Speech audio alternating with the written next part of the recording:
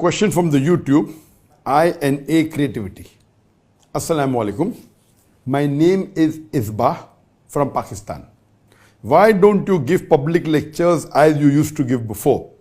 The question asked by Isbah is that why don't I give public lectures as I used to give before?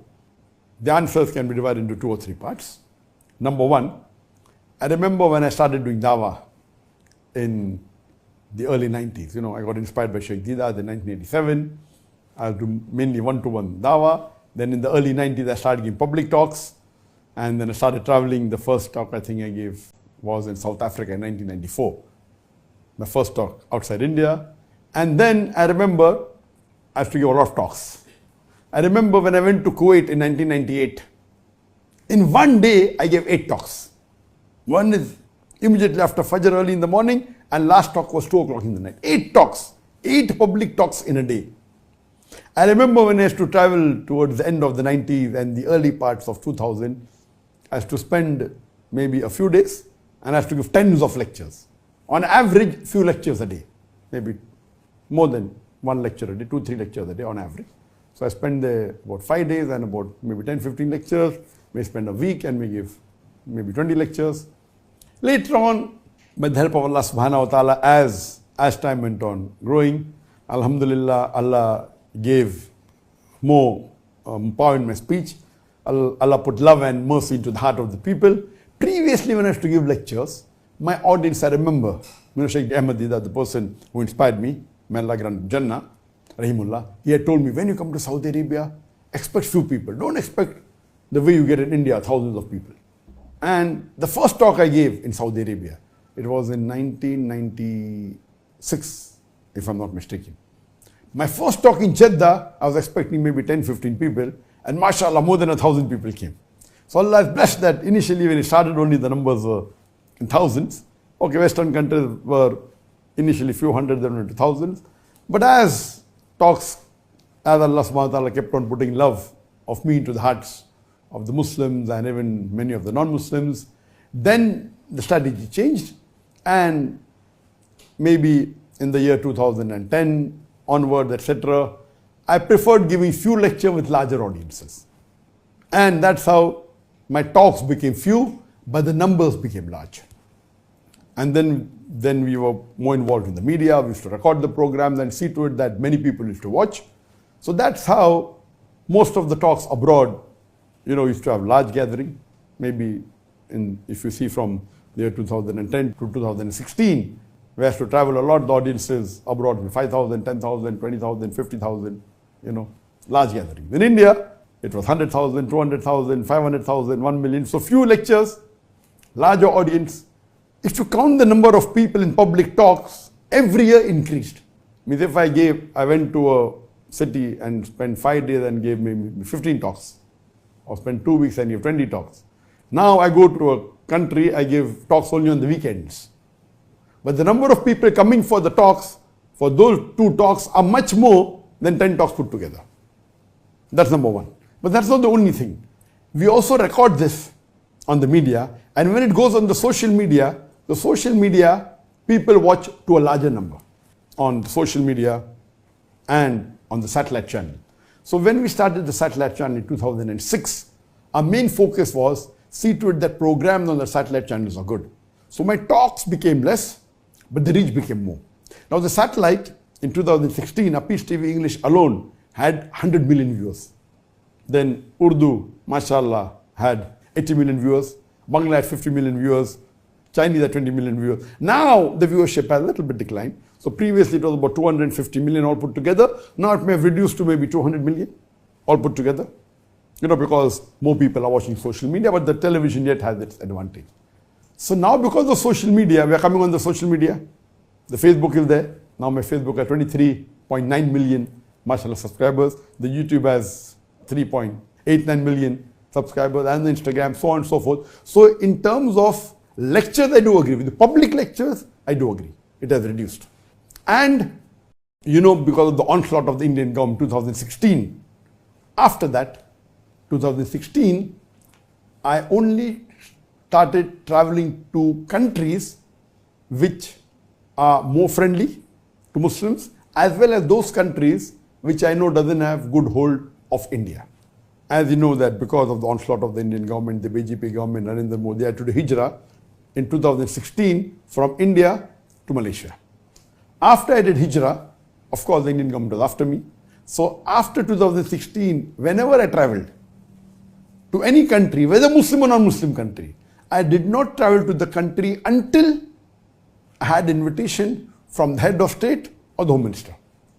So all the countries that I've traveled after 2016, all it was an invitation or it was a sanction or a nod from the head of state, whether it be the prime minister or the president or the sheikh or the king or the person, or from the home ministry. Because I wanted to be safe and secure, because India is a very powerful country and you know that Modi is very powerful and is close to many countries, especially Muslim countries. So any country I went, I saw to it that it was hosted by the government, by the head of state or by the home minister. So that's the reason after 2016, one of the reasons that the countries where I used to travel before without this condition, I stopped going. The invitations are yet coming. Anyone invites me, I say, if you give me the invitation from the head of state or from the home minister, I'll come. I remember in 2020, April, I was invited a couple of months, I think in January 2020, I was invited. There's going to be a program in April in Canada where Justin Trudeau, who is the president of the Prime Minister of Canada, he was going to be the chief guest. I was called as a guest of honor, and the Muslim MP was invited and accepted that because it was through the government and indirectly the head of state of Canada was there. But unfortunately because of COVID, the program was cancelled. So one thing that in between, okay, in 2016 I traveled to many countries, 17 I traveled, but during the span when I came and I migrated to Malaysia, I was here for 1 year rest and then I started traveling again, but then COVID came. So in 2020 and 21, I did not travel because of COVID. But one thing good that happened is I started this session as Dr. Zakir.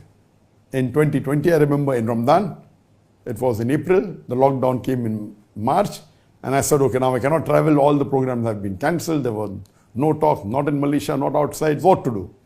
And I like giving talks. So we started this as Dr. Zakir, and that time when we started in Ramzan, in April 2020, I used to give twice a week. But then I realized that giving twice a week, reading the questions, we thought it would be easy, only the talk and maybe a couple of hours of preparation and giving the talk. We realized that average in a week, 20,000 questions started coming. So the biggest ordeal is to read these questions. So I had a team, and my team doesn't read all the 20,000.